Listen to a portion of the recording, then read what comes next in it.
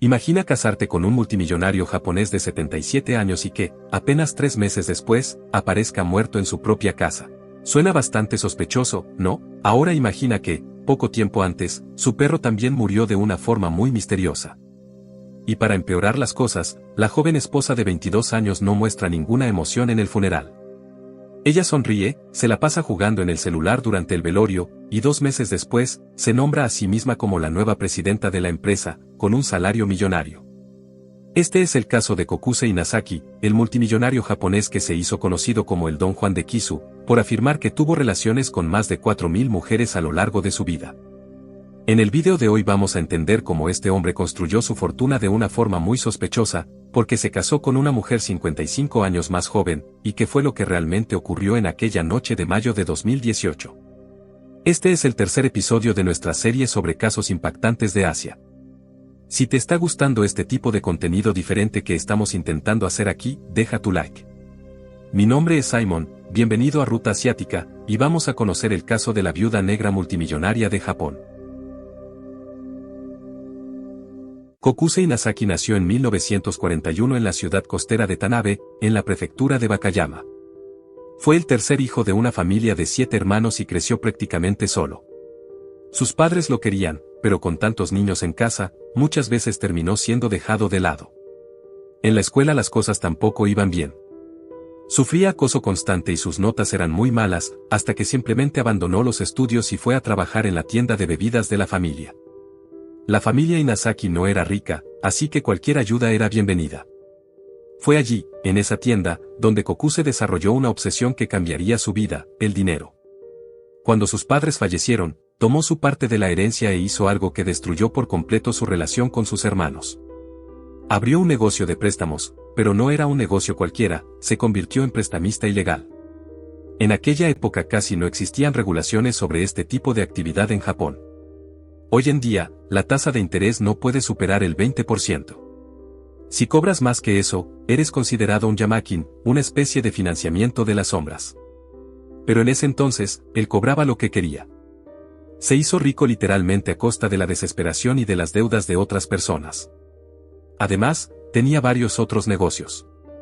Trabajaba con chatarra, con bienes raíces y para sorpresa de muchos, vendía preservativos de puerta en puerta. Sin embargo, según registros antiguos, ninguno de esos negocios realmente le daba ganancias. Todo su dinero venía de la usura. Y para completar ese currículum cuestionable, también fue condenado por evasión fiscal. Al final, acumuló una fortuna de 5.000 millones de yenes, lo que equivalía a 33 millones de dólares. Y aquí comienza toda la desgracia de su vida. ¿Qué hacía Kokuse con todo ese dinero? Él tenía una filosofía de vida muy específica. Para él, solo había una cosa que le daba sentido a la vida. Y se lo tomaba muy, muy en serio.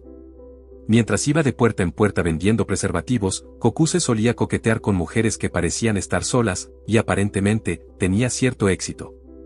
Con el tiempo, se hizo conocido como un playboy millonario que tenía muchísimo sexo. Según él mismo, a lo largo de su vida se relacionó con más de 4.000 mujeres y gastó 3.000 millones de yenes con ellas, lo que equivale a unos 20 millones de dólares. Para que se hagan una idea de su método, en una entrevista para una emisora japonesa dijo: cuando encuentro a una mujer de mi tipo, alta y voluptuosa, le digo, quiero salir contigo. Y si acepta, le doy 400.000 yenes.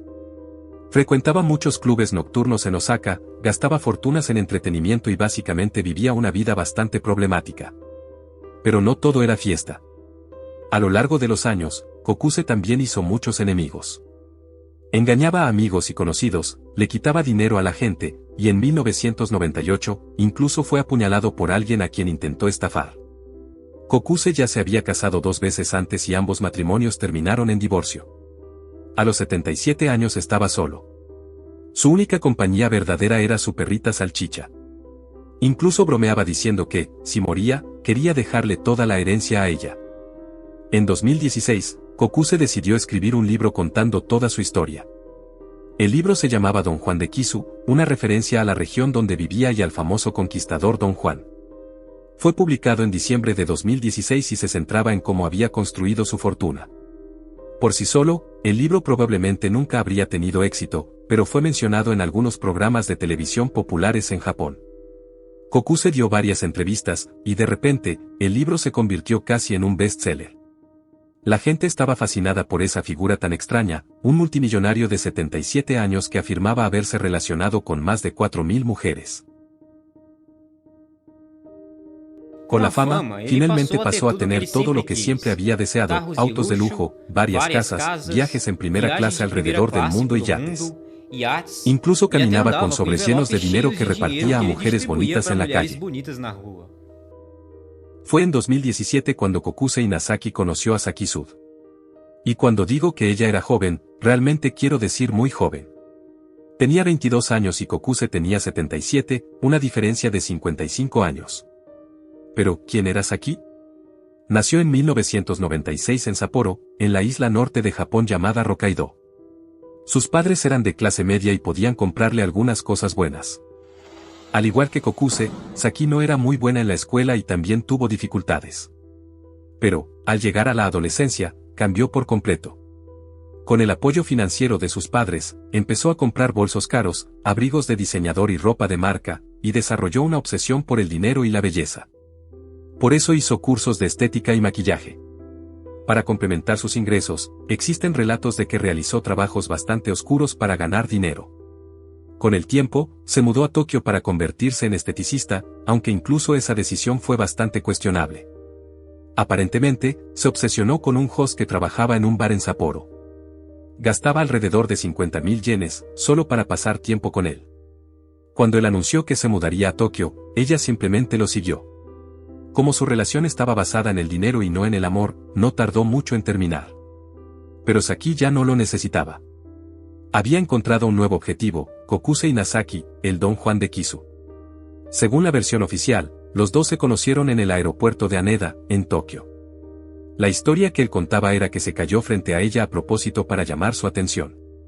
Una hora después ya estaban tomando tragos muy lejos del aeropuerto, y solo algunos meses después, estaban casados. Kokuse estaba completamente enamorado. Incluso le entregó un contrato matrimonial en el que decía que ella no necesitaba hacer prácticamente nada, no cocinar, no limpiar ni realizar tareas domésticas. Además, recibiría una pensión de 1.000.000 de yenes por mes.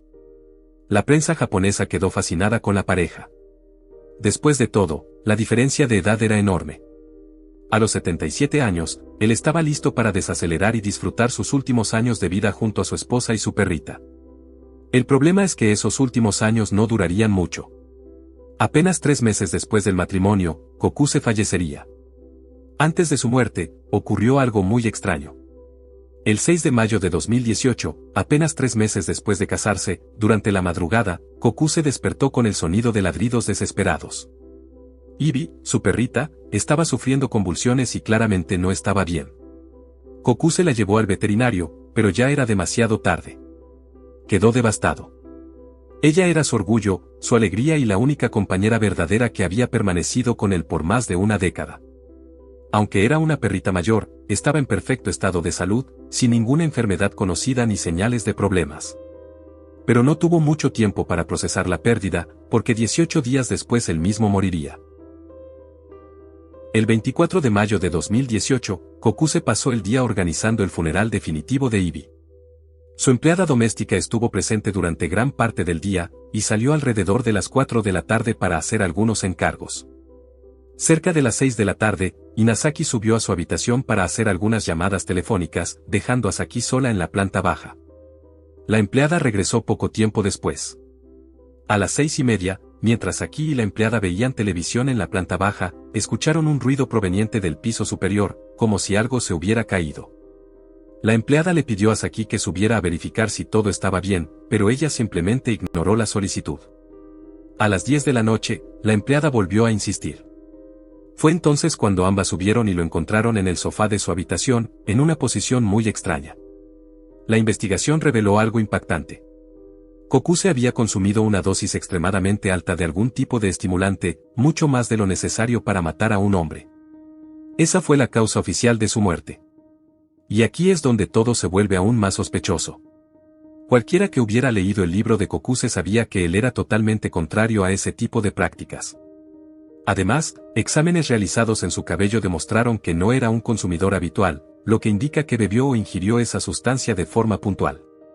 De repente, su muerte, y quizás, incluso la de la perrita comenzaron a parecer mucho más sospechosas.